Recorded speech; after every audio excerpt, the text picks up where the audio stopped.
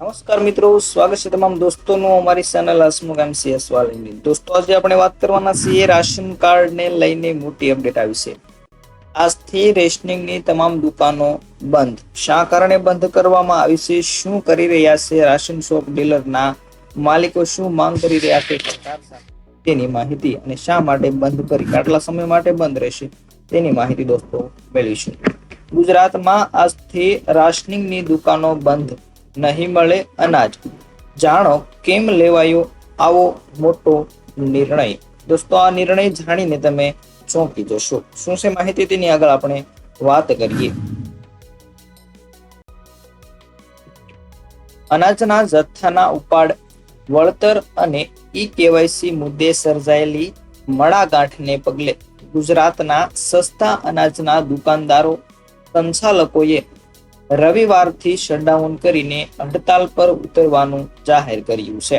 Main મુદ્દો e KYC ને લીધે હજુ સુધી સંપૂર્ણ પ્રક્રિયા પૂર્ણ થઈ નથી. આના માટે ગ્રાહકો અને દુકાનદારો વચ્ચે ઘર્ષણ થઈ રહ્યું છે. આટલા માટે ખાસ કરીને દુકાનદારોએ શટડાઉન કરવાનું જાહેર કર્યું. Gujarat fair price shop and kerosene licence holder એસોસિએશનની બેઠક મળી હતી, જેમાં સરકાર સામે વિવિધ પ્રશ્ન અને માગણીઓ મુદ્દે 1 જૂનથી રાશનની દુકાનોમાં અનાજ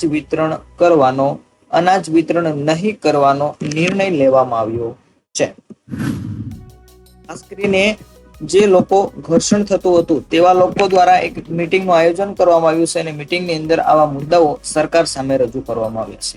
બીજી તરફ રાશનિંગની દુકાનો બંધ ન રહે તેના માટે રાજ્ય સરકાર અન્ન નાગરિક પુરવઠા વિભાગે અત્યાર સુધીમાં 85% વધારે NFSA ration card ધારકોએ e KYC પૂર્ણ કર્યું હોવાનો દાવો કરી રહ્યા છે. બાકી રહેલ રાશનિંગ કાર્ડ હોલ્ડરોને ઘરે બેઠા આ પ્રક્રિયા પૂર્ણ કરી લેવા અપીલ કરવામાં આવી છે.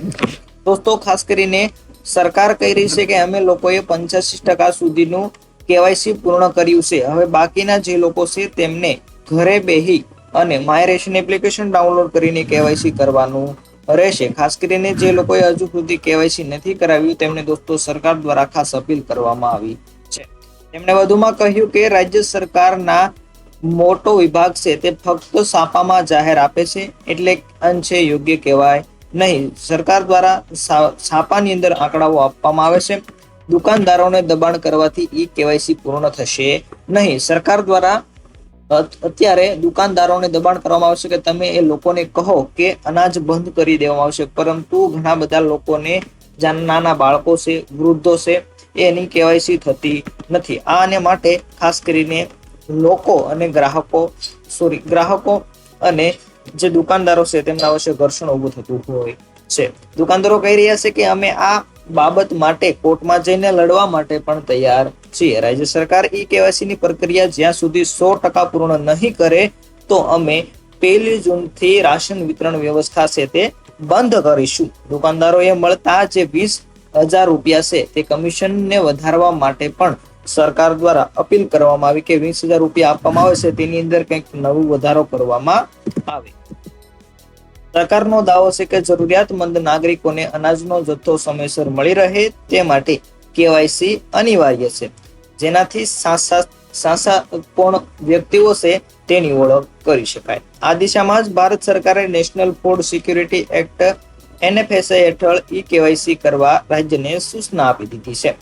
ગુજરાતમાં અત્યાર સુધીમાં 85%થી વધુ રાશન કાર્ડ ધારકોએ ઈ કેવાયસી પૂર્ણ કર્યું છે. હવે માત્ર ને માત્ર થોડા ટકા બાકી છે જે લોકોએ હજુ સુધી કેવાયસી નથી કરાવ્યું. તો મિત્રો સરકાર દ્વારા હવે એ રાશન કાર્ડ છે તે સંપૂર્ણ બંધ કરી દેવામાં આવશે. સરકારને એમ થશે કે આ લોકો હવે હાજર નથી અથવા તો આ લોકોને રાશનની જરૂર નથી, તો તેનું રાશનિંગ છે તે બંધ કરી દેવામાં આવશે. બાકી રહેલ નાગરિકો હવે ઘરે બેઠા માય રેશન એપ્લિકેશન ડાઉનલોડ કરી અને કેવાયસી પૂર્ણ કરી શકે છે. આ ઉપરાંત નજીકમાં આવેલી મામલાદાર કચેરી, ઝોનલ કચેરી, ગ્રામ પંચાયત કચેરીમાં જઈ ઈ કેવાયસી પ્રક્રિયા છે તે પૂર્ણ કરાવી શકે છે.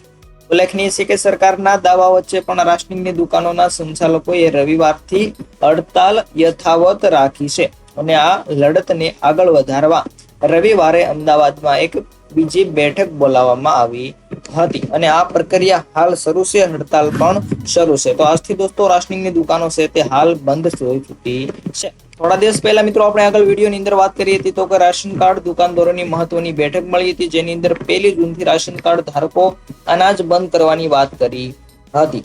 અમદાવાદના વસ્ત્રાલ ખાતે એક પાર્ટી પ્લોટની અંદર બેઠક મળી હતી. આ બેઠકમાં રાશન દુકાનદારો હાજર રહ્યા હતા અને આ બેઠકમાં દુકાનદારોને પડતી વિવિધ મુશ્કેલીઓના મુદ્દાઓ લઈને સરકાર સામે રજૂ કર્યા હતા. તો દોસ્તો આ એક નવી અપડેટ જે તમને મિત્રો તમારા સમક્ષ રજૂ કરી છે. હજુ સુધી હડતાલ છે તે યથાવત રહેશે. ફરી મળીશું નવા વિડીયો સાથે.